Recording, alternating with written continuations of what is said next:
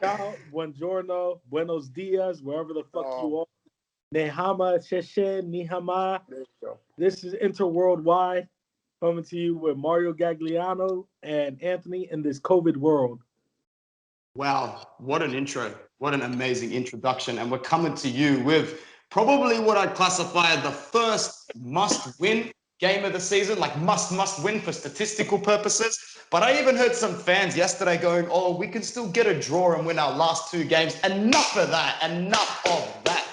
Get there and get some 3 points for a Real Madrid side who, without Sergio Ramos, is one win in their last 9 Champions League games, I think. Is that right? Official, though, Benzema is out too. Yeah, I read that today. So we've got Benzema, Ramos, Casemiro, Asensio. They're definitely all out. Anyone Isn't else? Valverde out too? Who? Valverde, whatever the fuck his name is. Yeah. So Inter Real Madrid. So they should come up with some updated news now. Let's talk a little bit about how we're going to line up, because coming off the back of that 4-2 to Torino, one thing that I did notice, hella rotation and lots of subs as well. Like basically everybody that you want to get minutes is probably going to get a few minutes. So I guess I'll go over to Christian because he looks like he's going to bust up in that top right screen, bro. I have issues with the lineup we had against Torino for the fact that you want to rest some of these guys from Madrid. Yeah, I mean, we still got the 3 points. What are you motherfuckers mad about? You know, I remember my boy Nick was hitting the panic button, Mario. Remember? He quit at halftime. He quit. He was like, I'm done. Fuck this team. I'm done. He's like, I'm done for this season. I'm over it. And I'm like, bro, it's still early. Like, I'm not even tripping. I save my criticism for after the game, which I do have a lot of criticism. You want to know one of the most enjoyable things about this Inter under Conte as opposed to Inter under previous managers? Yeah, we've had a few flaws, but this Conte team looks like they come alive when their backs are against the wall and they're down. Like, you can't quit at the 87th minute because you just know Bastoni or De Vrij is going to get a header or do something, and then D'Ambrosio is going to score or Lukaku is going to score again. And you know, when we get a little bit of momentum, Conte is a momentum-style manager. And we've seen that all it takes is not 5, not 4. Man, it could take 2.5 minutes for you to drop 2 goals against us. And I guess that's the best part about this Inter, because my most hated part of Inter before Conte was the fact that if we go behind, oh man, we're that close to packing it up for the whole 90 minutes. We were not a resilient side under Spalletti. We were a calculated side under Spalletti. Mm-hmm. So I guess that would be my big up to this Inter team under Conte. What do you think, Mario? I agree. Like, we've seen it many times going back to last season when he first came, where we're like, oh, here we go again. We're losing to some stupid team. And then all of a sudden he makes a change, or at halftime he starts talking his shit. Maybe he broke someone, and all of a sudden, bang, it's second half, 5 goals. Second half, 4 goals, whatever it was. 30 minutes we scored 4 goals. Like, who would have thought we can do that? Obviously not that idiot Nick. I'll tell you that. We love Nick. Big shout out to Nick. That's the boy. I told him, I said, yo, I better not see you for the rest of the season. Nah, we're brothers of the world except for Nick. Oh man! All right, let's talk. Like you said, like we overcome all this shit, and Conte he starts out like a fucking retard sometimes, and then he just fix it. He made a sub. He put De Vrij on in like fucking 65 minutes when I just started watching. I'm like, what the fuck is this guy doing? Why wouldn't you just start him? Was more like 75. Yeah, he came on super late. We were at 2-2 when De Vrij came on to solidify the back line. I think Skriniar came on first for the goal Danilo. Fans were losing their shit online going, oh, it's 2-2 and we're bringing on 2 defenders. But I was really excited when I saw De Vrij come on. I'm like, dude, this he might be a defender, but all he's going to do is push the ball up to halfway and advance outside. And that's all he did. That guy carries the ball like a defensive midfielder, man. So it was a great sub. It made so much sense because you brought in Lautaro. Excuse me. You brought in Lautaro. And you now have 3 attackers with Alexis, Lautaro, and Lukaku. Then you bring on Ivan Perisic for the finesse. Like, yo, and didn't what you call it? Nainggolan He came also on. said, huh?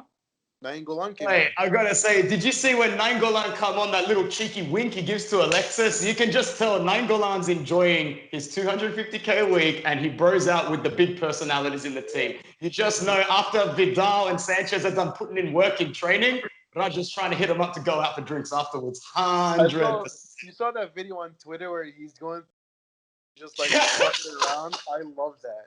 That's me. That's fucking me. Yo, but that's serious though. You look at it, fucking Conte made the right subs. He brings on DeVry and he brings on Skriniar.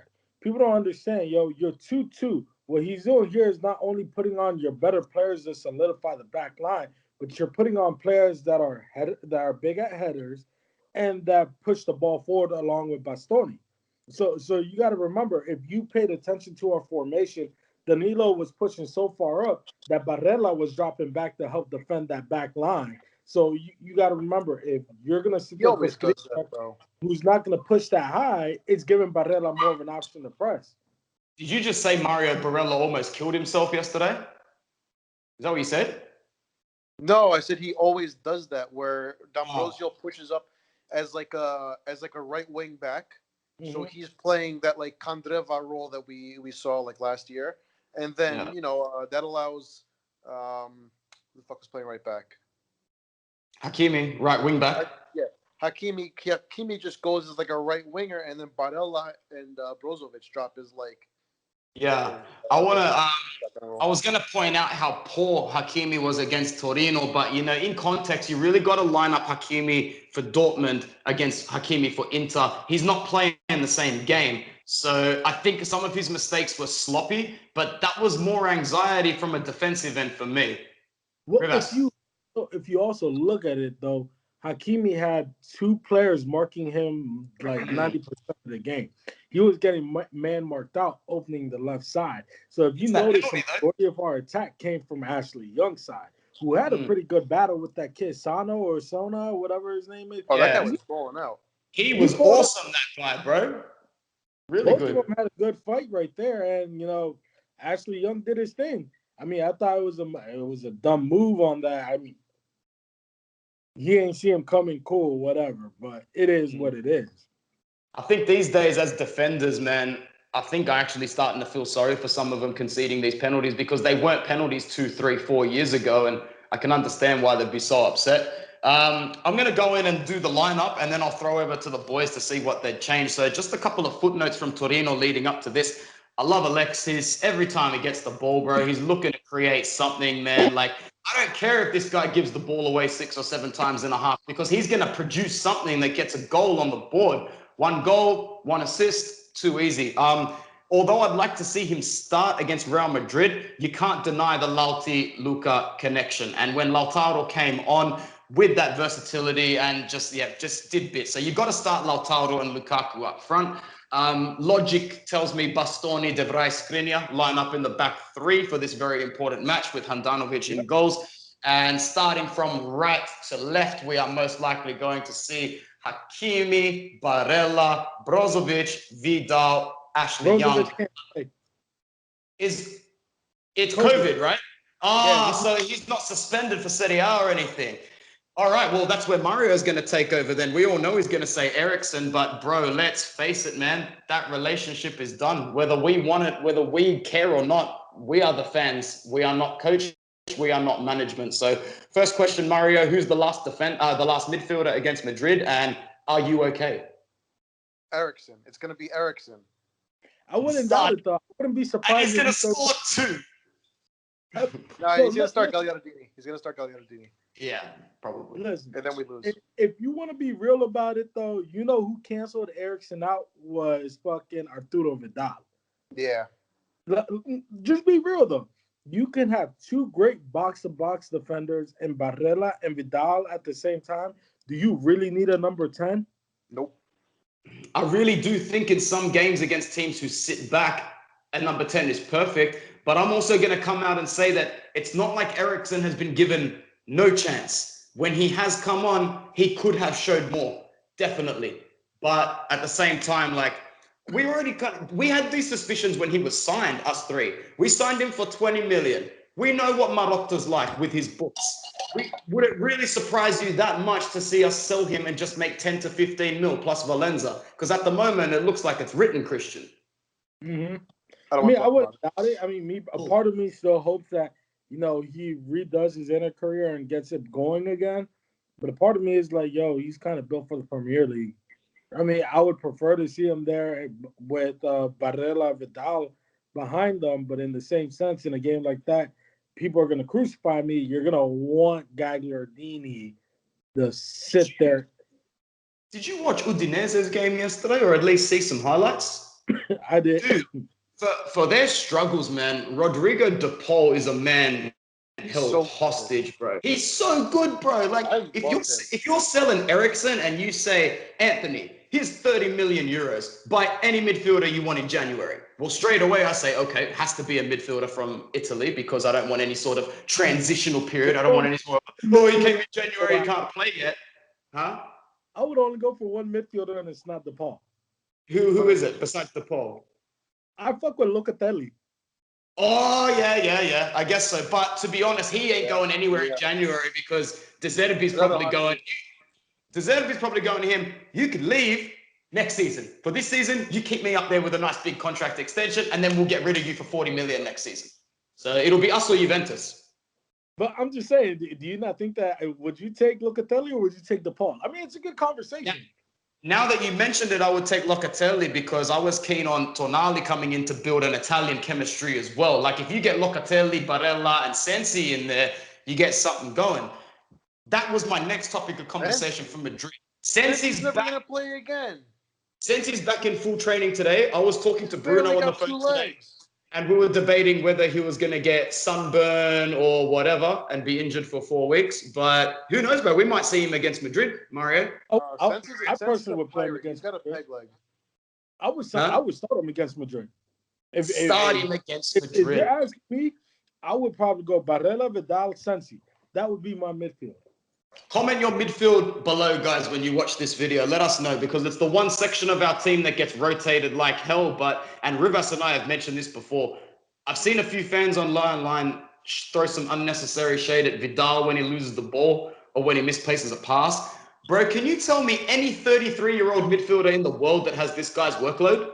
This guy is being asked to do 2 jobs in midfield every single game. It's nuts. It's too much, bro.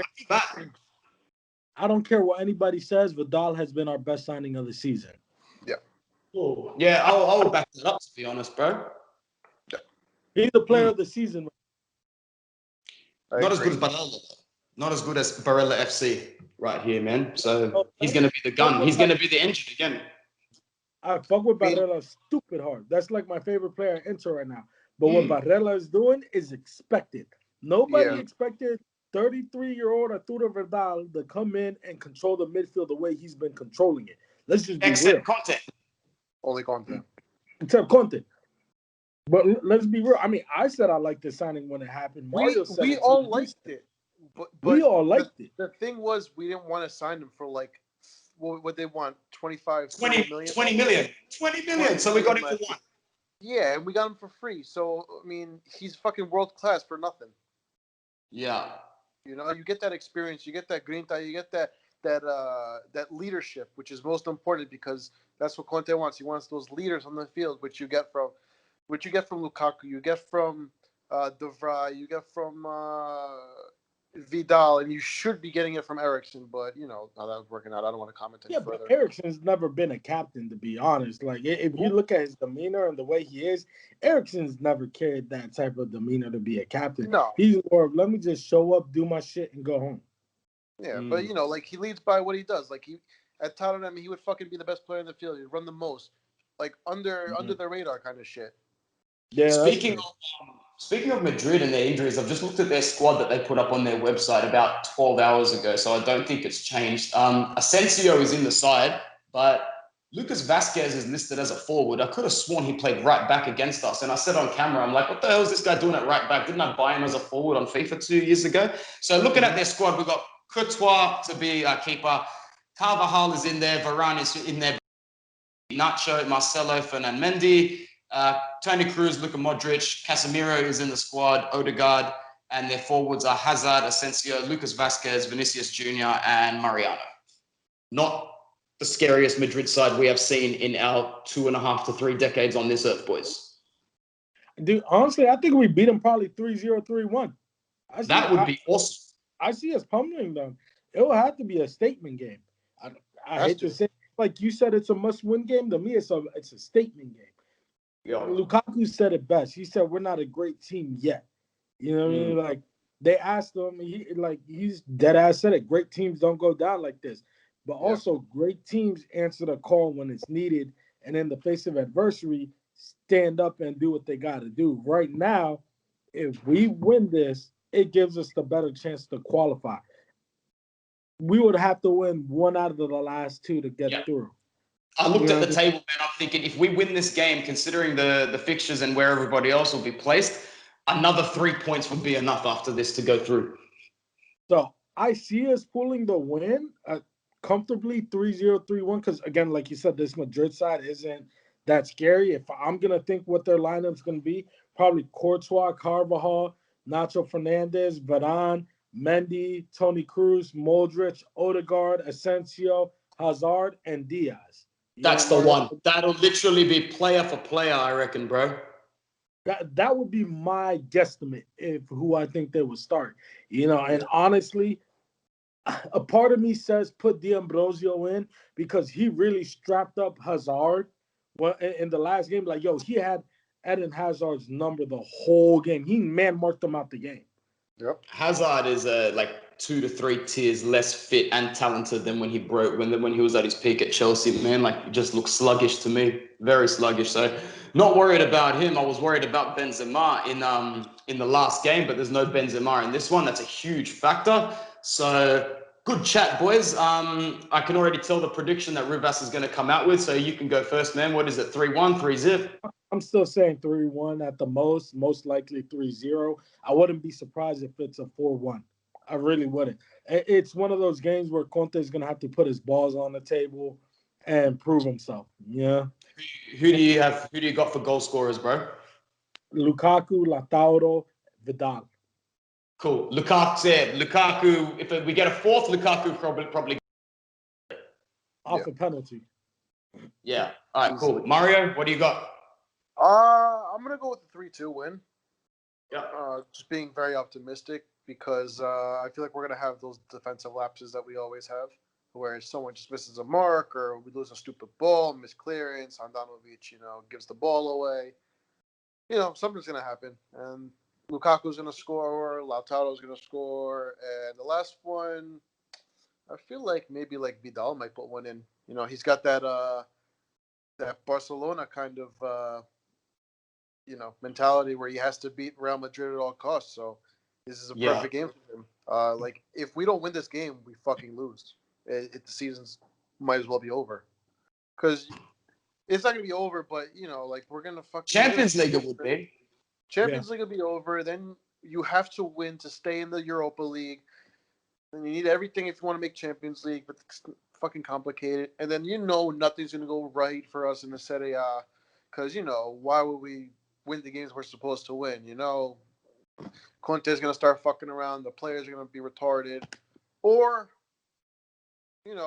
then he's like, oh, let's focus on Serie A and we win it. We win out. Who knows? But I doubt that. If we lose, I don't see it being that. Before I head back to Christian, because I know he wants to say something, I'll give my prediction. I'm a little bit more reserved, but I will predict a win only because, you have to predict a win. But I'm going to go for 2-1. 2-1, Lukaku and Lautaro score, and Madrid pull one back late, like they have in many games this season, not just Champions League, La Liga included, but they won't get that final nail in our coffin, man. They'll have to settle for the L. Rivas, any last thoughts before we head off for today?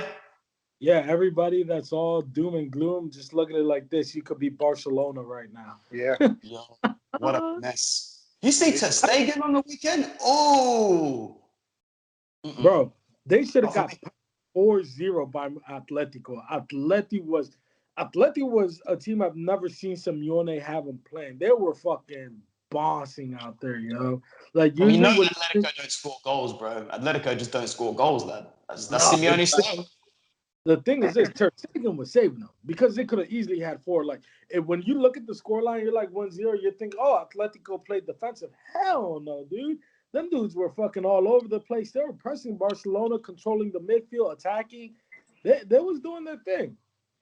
Ah, cool. Also, All on right. top of that, don't call a game over until the 90th minute hits because some of y'all will look kind of dumb. Yeah.